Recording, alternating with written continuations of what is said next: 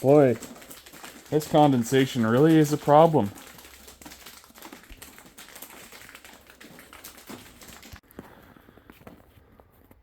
Alrighty, boys, gentlemen, men, pirates, and even the one lady. Here it is. She's ready to come out of her shell, take a little trip around the trail. We're not going to ride it on the street because I don't want to drive this in the salt, but yeah. I think everything's buttoned up in here. I didn't really change much except swap the battery from the Cherokee into here. I mean, I'm not going to drive both of them at the same time, so. Man, what a load of work this was. And it's still not done. But I'll tell you what, a lot of blood, sweat and tears, and it's not even perfect. Like,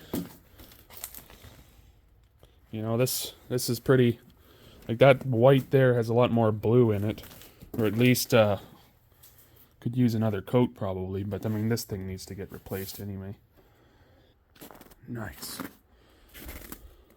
Got the bed all cleaned out, not brushed out, but got all the tools and stuff out. This little dent here was from my motorcycle kickstand, but otherwise it was actually a really nice bed. And I don't even know, I think this kind of waller here was the front tire of the bike too, which kind of sucks. I don't know how well the tailgate's a little, it's a little concave. And this, of course, so we got 4-liter Jeep tailgate. Tailgate works perfectly. Got a little whiskey dent in here. Nelson and Lethbridge is where this was sold, probably originally. Looks like a nice old badge on there, but the same shape as the other ones. Got the floor mats in from the Cherokee. Just, they don't really, I mean, it's pretty cold, so maybe they'll lay down when it warms up in here, but the light on that side works. I don't know if there is one on this side. I don't see one. But I still gotta get these all sorted out. But I don't know if I have time for that right now. I got some work I gotta get to. Those look pretty good. Wipers and cowl. Definitely need a windshield. And this, oh, spray foam, man. Wish I didn't do that. But oh well, it's not like the rest of the paint on this was in super great condition. Hey look, I matched the seat. There it is. The only key that says GM.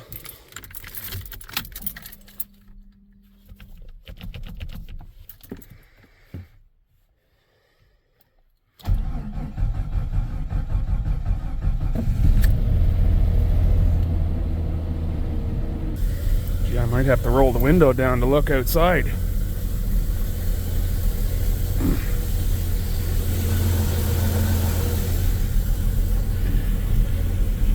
Pretty messed up windshield. Alright. Clutch is doing clutch things. Oh, that's a sound. Well, it's moving.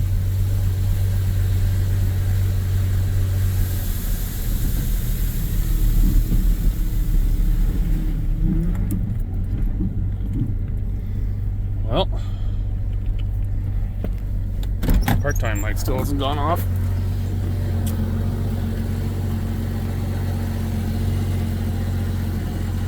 Oh, that tire, I forgot I should have checked that tire for air, but it seems to be having some air in it anyway.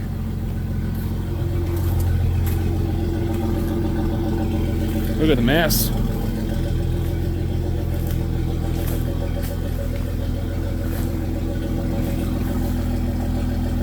Man, that's a good looking Jeep, even though it is all messed up.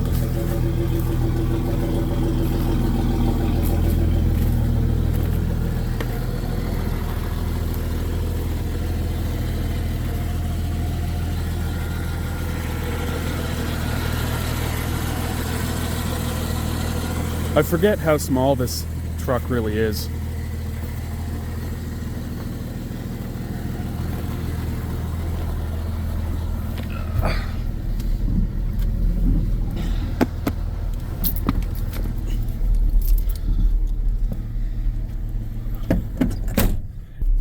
Kind of right there on the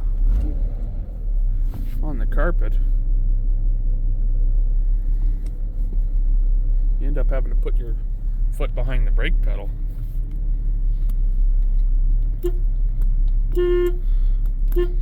Yep, okay. Horn works. Still works after I fixed it.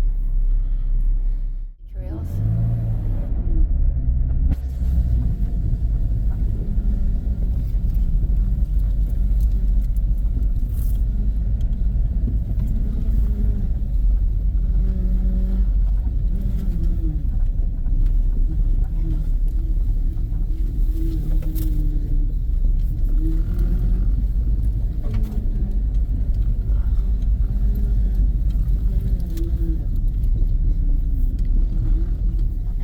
His Jeep through here.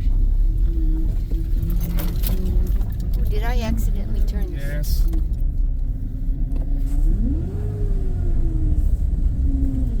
That was probably ice you were on.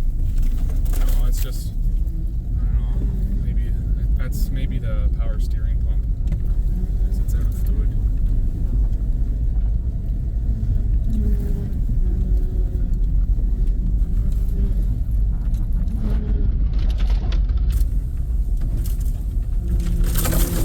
Smokes. It's a good thing I don't care about the paint job.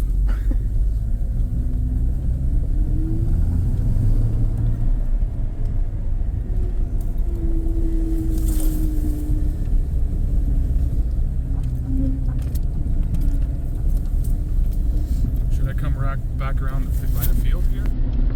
I don't know. What are you doing? Oh, that's that other stuff. That's that other light. Oh.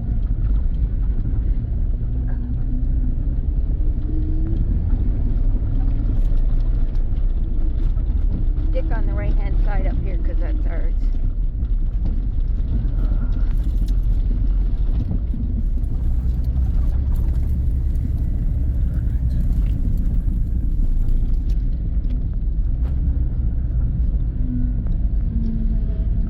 Boy, she turns sharp.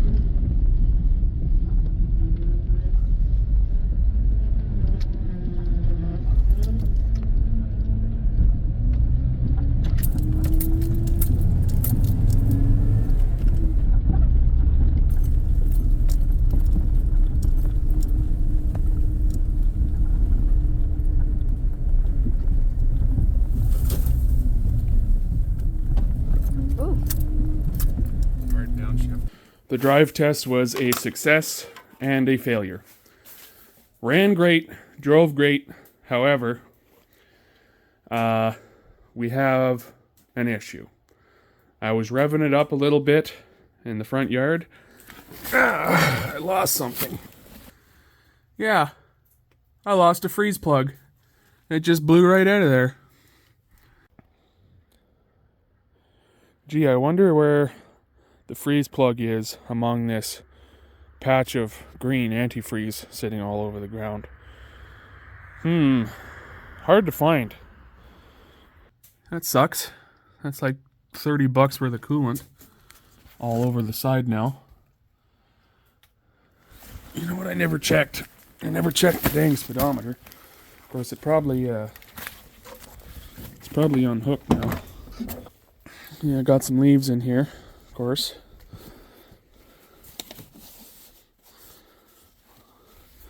Well, dang, that sucks about that freeze plug, because that's going to be miserable to get to now. Yeah, a big cloud of smoke. Well, at least it was the side one and not, hopefully not, the one behind the clutch, or in front of the clutch, or up here on this side should be fairly easy to get to, and I do have an extra one. Of course, I suppose I'll have to go look at and try and find the other one on the ground. So, all right, well, test complete. Successes and failures. Next day, I got... And then you have to be able to stay heck? calm during the shot. So now imagine if you're shooting some... Joe Rogan talking about some archery. Anyway,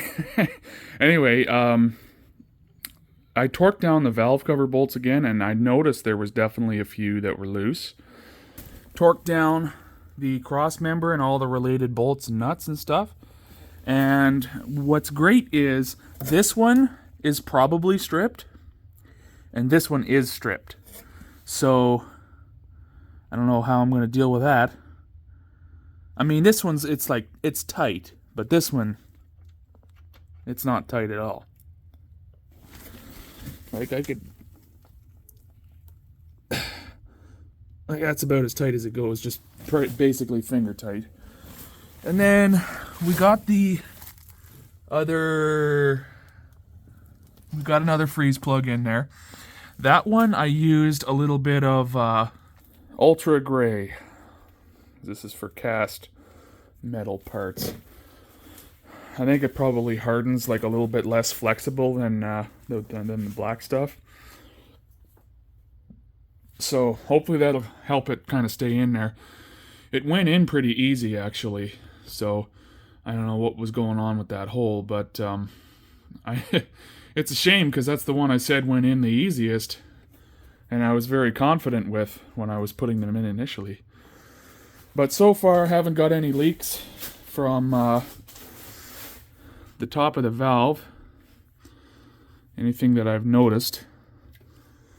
I don't see that distributor getting too much more wet there. Doesn't look like the oil filter's leaking. Doesn't look like there's any oil leaking, which is, oh man, that's tremendous. But we didn't run it very far either. So in that case, I'll probably disconnect the battery and let this sit here for maybe, I don't know, another couple hours anyway. Just because I want that material to set up, or that Permatex to set up before I run it. And I probably won't bother putting fluid in it just yet, but I'm just going to move it out so that I can get my other truck in.